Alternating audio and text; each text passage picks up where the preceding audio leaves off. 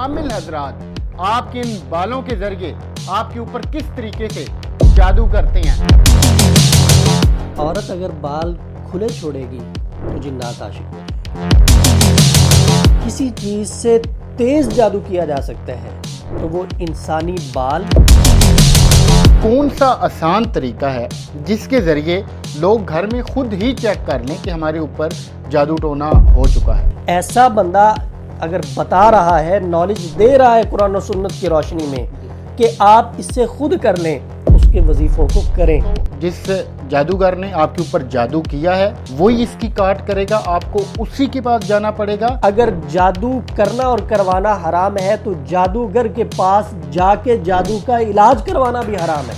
آپ کا بازو کہہ رہا ہے کہ آپ کے اوپر جادو بوڑ آویزہ ہوتے ہیں کہ محبوب قدموں میں، حالانکہ محبوب کو قدموں میں نہیں لایا جاتا، محبوب قدموں میں لانے والی چیز ہے ہی نہیں۔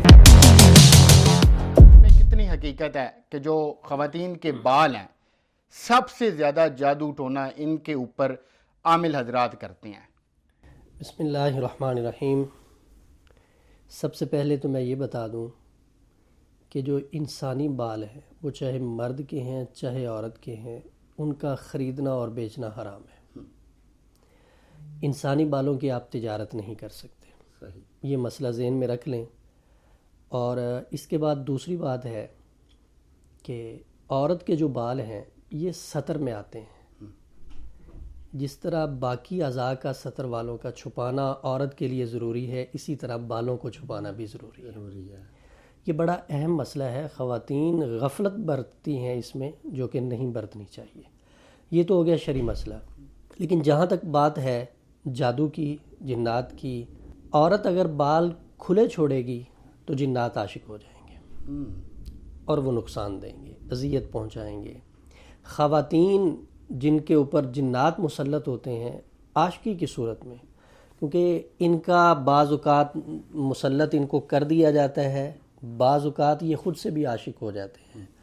اگر کوئی جادو کے ذریعے ان کو مسلط کرے تب بھی یہ تکلیف دیتے ہیں، اور خود سے یہ آ جائیں تو تب بھی یہ تکلیف دیتے ہیں۔ نقصان ہی نقصان ہوتا ہے، فائدے والی کوئی چیز نہیں ہوتی۔ بعض احباب یہ کہتے ہیں کہ جی ہمیں کوئی جن دے دیں، ہماری کسی جن کے ساتھ دوستی کروا دیں، یا ہم کسی جن کو قید کرنا چاہتے ہیں، کسی جن کو اپنے ساتھ رکھنا چاہتے ہیں، تو میں ان کی خدمت میں عرض کرتا بھی ہوں اور آپ کے توسط سے پھر کر رہا ہوں کہ خدا را اس طرف نہ آئیں۔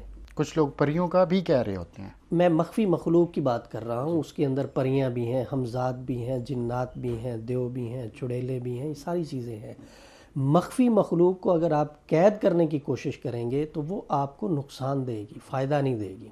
عام طور پہ ایک محاورہ ہے کہ پولیس والوں کی نہ دوستی اچھی نہ دشمنی اچھی۔ بالکل۔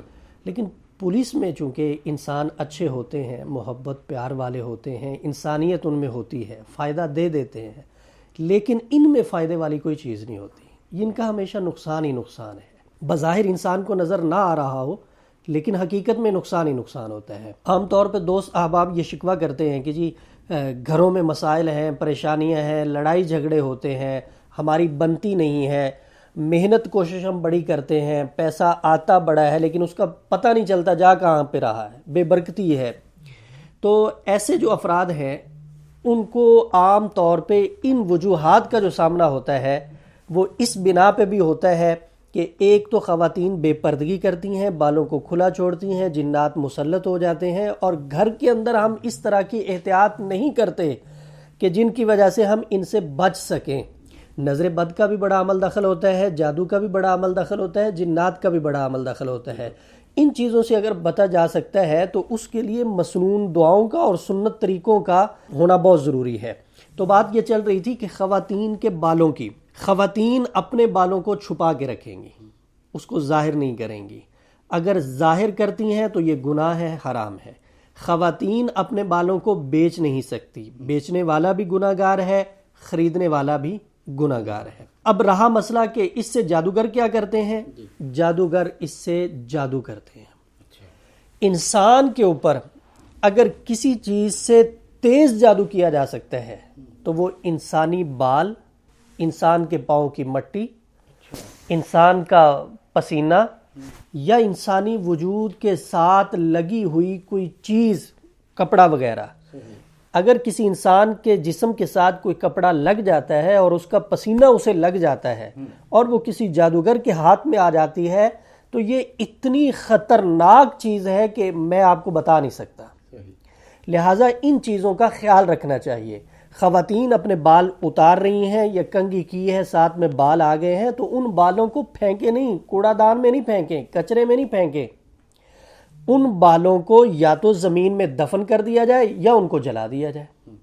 ٹھیک ہو گیا. احتیاط کریں گے تو محفوظ رہیں گے, ورنہ وہی بات ہے جو آپ نے ابتدا میں کی ہے کہ ہر طرف جادو ٹونا, ہر طرف جادو ٹونا ہی چل رہا ہے. وجہ یہ ہے کہ ہم نہ تو کسی کی خوشی کو برداشت کر سکتے ہیں, نہ کسی کی کامیابی کو برداشت کر سکتے ہیں, اور نہ ہی کسی کے پاس نعمتوں کو ہم برداشت کر سکتے ہیں. حالانکہ ہمیں دل بڑا کرنا چاہیے. اللہ نے کسی کو خوشی دی ہے تو اللہ سے دعا کریں کہ اللہ اسے دی ہے مجھے بھی دے. کسی کو نعمت دی ہے یا اللہ اسے دی ہے مجھے بھی دے. اللہ کے خزانوں میں کون سی کمی ہے؟